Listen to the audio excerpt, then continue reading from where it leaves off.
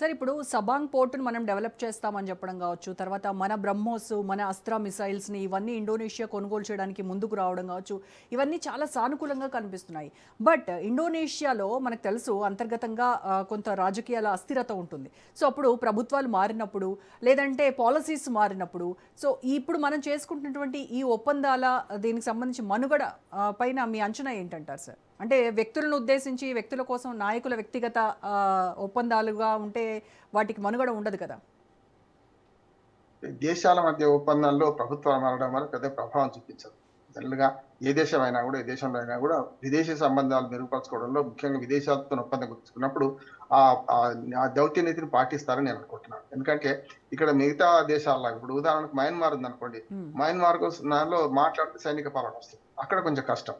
కానీ ఇండోనేషియా లాంటి దేశంలో ప్రకృతి వైపరీత్యాలు ఎక్కువ వస్తున్నాయి, కానీ ఈ రాజకీయ వైపరీత్యాలు తక్కువ. అవరంగా చెప్పాలంటే వచ్చినా కూడా దాన్ని తట్టుకొని నిలబడే శక్తి వాళ్ళకు ఉన్నది. ఇండోనేషియా మన సాంస్కృతికంగా సంబంధాలు పెంచుకునే ప్రయత్నంలో ఉన్నది.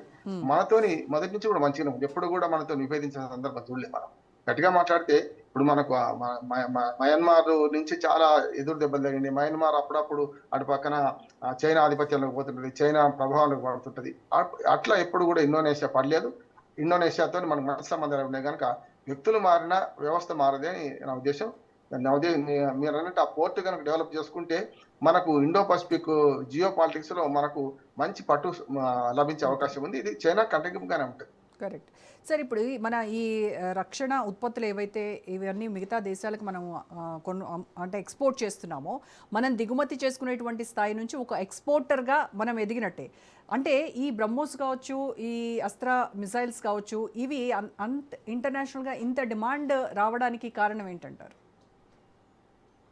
యుద్ధ భయాలు ఒకటి, తమను తాము బలంగా ఉన్నామని నిరూపించుకునే ప్రయత్నం కూడా చేయాల్సి వస్తుంది అన్ని దేశాలు, మన దేశంతో పాటు మిగతా దేశాలు. ఇవాళ చూస్తున్నాం కదా, 3-4 యుద్ధాలు జరుగుతున్నాయి. ఇప్పుడు ఇరాను, అమెరికా, అట్లాగే ఇజ్రాయెల్, లెబనాను ఎంత శాంతించినాం, ఉక్రెయిన్, రష్యా, అట్లాగే పాకిస్తాన్, ఆఫ్ఘనిస్తాన్ చూస్తున్నాం. అంటే భౌతిక యుద్ధాల కాలం కానీ ఆర్థిక యుద్ధాలు చేసుకోవాల్సిన సమయంలో భౌతిక యుద్ధాలు కూడా జరుగుతున్నాయి. ఈ దేశంలో మనం బలంగా ఉన్నామని నిరూపించుకునే బాధ్యత, నిరూపించుకునే అవసరము దేశాలకు వచ్చింది. అందుకనే మనం బలంగా ఉన్నామంటే ఎదురువాడు మన మీదకి రాడు కదా. అందుకని అట్లా చాలా దేశాలు సైన్యపరంగా, ముఖ్యంగా ఈ ఆయుధాల పరంగా స్వయం సమృద్ధి సాధించుకుందాం అనుకుంటున్నారు. అంతే మనం కూడా ఇప్పుడు బ్రహ్మోస్ ఎక్కడిది, మనకు రష్యా కొలాబరేషన్ తో మనం ఇక్కడ తయారు చేసుకుంటున్నాం, యూపీ, బీహార్లో మనం తయారు చేసుకుంటున్నాం. అట్లాగే గతంలో కూడా మనం చాలా దిగుమతులు చేసుకునే వాళ్ళం. ఇవాళ మన దేశానికి దిగుమతి కాదు, మనం ఇంకే వేరే దేశాలకు ఎగుమతి చేసుకుందాం అన్నందుకు ఇది మంచి ఉదాహరణ. ఇండోనేషియాకు $343 మిలియన్ మన ఏదైతే ఈ విమానాలు, మన బ్రహ్మోస్ క్షిపణులు తయారు చేస్తున్నామో, ఎగుమతి చేస్తున్నామో, అది ఒక రకంగా చెప్పానంటే ప్రపంచ చరిత్రలో ఇది మనం ఎప్పుడు అనుకోలేదు. చాలా వరకు మనం చిన్న శవపేటికలు కూడా బయటకు తెచ్చుకున్నాం. బఫర్స్ కుంభకోణం చూసినాం కదా మనం, అంతకు ముందు మన శవపేటికల కుంభకోణం చూసినాం కదా, బయట నుంచి తెచ్చుకునే ప్రయత్నం ఉండేది. ఇప్పుడు అట్లా కాకుండా మన సొంతంగా తయారు చేసుకొని మన అవసరాలకు వాడుకుంటున్నాం. కనీసం సైనికులకు సంబంధించిన బూట్లు, డ్రెస్సులు కూడా మనం వేరే దేశాల నుంచి తెచ్చుకున్నాం. గతంలో చూసినాం మనం. అక్కడి నుంచి ఇప్పుడు మనం వేరే దేశాలకు ఇవన్నీ, ఇదే కాదు మనకు బ్రహ్మోస్ లాంటి క్షిపణులు మనము ఎగుమతి చేసుకుంటున్నామంటే అర్థం చేసుకోవచ్చు. సైన్యపరంగా బడ్జెట్ పెంచినా దానికి అనుగుణంగా మనం కొత్త పుంతలు దొక్కే టెక్నాలజీని తీసుకుంటున్నాం. రష్యా దీనికి పూర్తిగా సహకరిస్తుంది. మనకు ఒక రకంగా చెప్పండి, రష్యాను అభినందించాల్సింది ఏంటంటే మనం బ్రహ్మోస్ క్షిపణుల్లో మనకు ఈ 2 దేశాల కలయికగా ఈ మనకు సంయుక్త కలయికనే అది ఉన్నది. ఇప్పటిదాకా ఇంకొక మాట కూడా చెప్పాలి రాజా గారు, మనం బయట దేశాల మన టెక్నాలజీని తీసుకొని కూడా మనం బయట దేశాలు తయారు చేసుకొని దిగుమతి చేసుకున్నాం. ఇప్పుడు అట్లా కాదు, టెక్నాలజీ రష్యాదైనా మన దేశంలో తయారు చేసుకుంటాం. అంటే రవాణా ఖర్చు తప్పుతుంది, మన ముడి సరుకు మనదే ఉంటుంది. ఇప్పుడు మనం వేరే దేశాలకు అమ్మే పరిస్థితి వస్తుంది కనుక చేస్తున్నాం. అట్లాగే ఈ పోర్టుల మీద పెట్టుబడి కూడా తక్కువదేం కాదు. చాబహార్ పోర్టు కానీ, ఇప్పుడు ఈ ఇక్కడ కూడా కానీ, ఇండోనేషియాలో పోర్టు కానీ, జకార్తా జలసంధిలో పోర్టు కానీ, ఇవన్నీ చూస్తే మనం దాని మీద ఆధిపత్యం తప్పనిసరి వస్తుంది. మనకు పెట్టుబడి పెట్టినాం కనుక మనకు వస్తుంది కదా.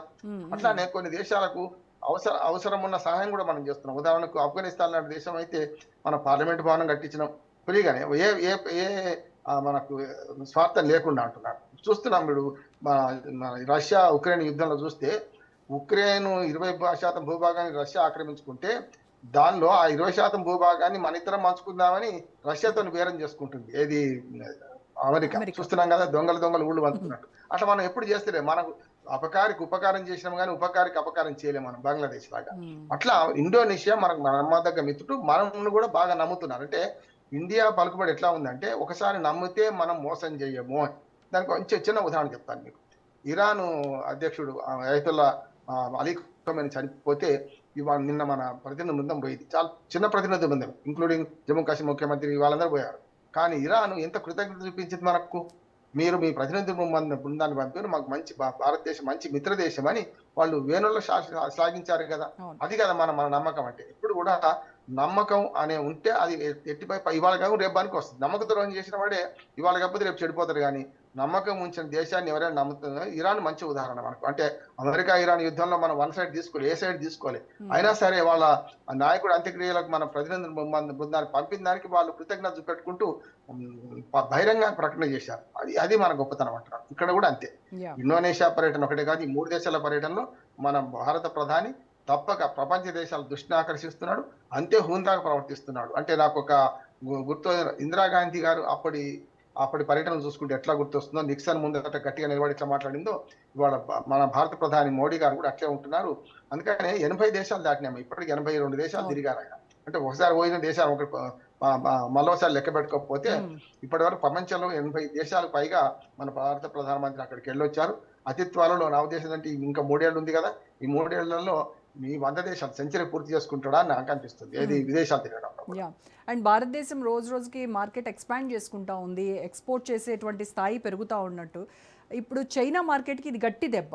సో ఈ ఓవరాల్గా జరుగుతున్నటువంటి ఈ పరిణామాలని చైనా ఎలా చూస్తుందంటారు? అంటే ఇప్పటి వరకు తనకు తానే తిరుగులేని, ఆసియా మొత్తంలోనే తిరుగులేని శక్తిగా తనకు తాను భావించుకుంటా ఉంది కదా. చైనాతో పోల్చుకుంటే మనం ఆర్థిక అభివృద్ధిలో వెనుకనే ఉన్నాం. అంటే అమెరికా చైనా ఆర్థిక స్థితిని మనం జరుపుకోవాలంటే ఇప్పుడు 3, 4లో ఉంది. నాలుగో ఆర్థిక స్థితిలో ఉన్నాం. రక్షణ రంగంలో కూడా 4, 5 మధ్య నడుస్తున్నది. కానీ చైనాను అధిగమించాలంటే సాధ్యం కాదు. కానీ దాన్ని వెనుక మాత్రం గట్టిగా పడుతూ ఉంటామంటున్నాం. ఇవాళ మనకు 4వ ఆర్థిక శక్తి కంటే 1, 2, 3లో మనకు అమెరికా చైనా ఉంది కదా. కనుక అక్కడికి వాళ్ళకు మనకు ఆకాశానికి భూమికి ఉన్న తేడా ఉంది. దాన్ని కూడా మనం గమనించాలి. ఎందుకంటే మనం ఉబ్బిపోయి మొత్తం అంతా చైనాతో దాటేస్తున్నాం అనే పరిస్థితి ఉండదు. ఎందుకంటే చైనాలో ఉత్పత్తుల పరంగా మనకంటే చాలా ముందు ఉన్నారు వాళ్ళు. దాన్ని అధిగమించాలంటే మనతో సాధ్యం కాకపోవచ్చు. కానీ 3వ స్థానం మాత్రం తప్పని దక్కించుకుంటాం. 3వ స్థానంలో ఉన్న మంచిది అంటున్నారు. రెండోది ఏంటంటే యూరోపియన్ దేశాలు మన వైపు ఎందుకు చూస్తున్నాయంటే మన జనాభా మనకు వరం. ఇవాళ 143 కోట్ల జనాభా, 145 కోట్ల జనాభా. అతి త్వరలో ఇంకో 3-4 ఏళ్ళు 150 కోట్లు చేరుకుంటాం. ఇప్పుడు చైనాను అధిగమించడం కనుక మన మార్కెట్ ప్రపంచ దేశాలకు ఒక ఆకర్షణ. కనుక మన భారతదేశంలో మధ్యతరగతి పెరుగుతుంది. మధ్యతరగతి 2036 కల్లా దాదాపు 60% మధ్యతరగతి ఉంటారంటున్నారు. అటువంటిప్పుడు ఈ మధ్యతరగతి ఎప్పుడు మన కన్జ్యూమరిజం లో ముందుంటారు. కనుక కన్జ్యూమరిజం లో ముందుంటే చైనా కూడా మనకు లొంగి ఉండాల్సింది కదా. మన చైనా వస్తువులు మనం ఎందుకు కొంటున్నాం? ఎంత మనం ఎగుమతి చేసుకుంటున్నా, మన దిగుమతులు కూడా చైనా విషయంలోకి వస్తే మనం ఎక్కువ దిగుమతి చేసుకున్నాం. చిన్న వస్తువులు దిగుమతి చేసుకోవడం వల్ల మనకు నష్టమే కావచ్చు. కానీ ఇప్పటికైతే వెళ్తుంది కదా. అది అధిగమించాలంటే ఇప్పుడు మనం చైనాను అధిగమించాలంటే మన దేశంలో ఉన్న మధ్యతరగతి కోరికలు తీర్చే వస్తువులు మనం తయారు చేసుకుంటే అప్పుడు అధిగమించే అవకాశం ఉంటుంది. Right sir.